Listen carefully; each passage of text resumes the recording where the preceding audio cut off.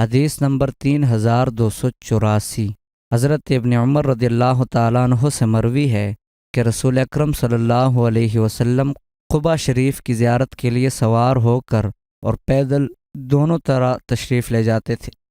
حدیث نمبر 3285، حضرت ابن عمر رضی اللہ تعالیٰ عنہ سے مروی ہے کہ رسول اکرم صلی اللہ علیہ وسلم مسجد قباء میں سوار ہو کر اور پیدل دونوں طرح تشریف لے جاتے اور وہاں 2 رکعتیں پڑھتے۔ حدیث نمبر 3286، ایک اور سند سے حضرت ابن عمر رضی اللہ تعالیٰ عنہ سے مروی ہے کہ نبی اکرم صلی اللہ علیہ وسلم قباء شریف میں سوار اور پیدل تشریف لے جاتے۔ حدیث نمبر 3287، ایک اور سند سے بھی اس کی مثل مروی ہے۔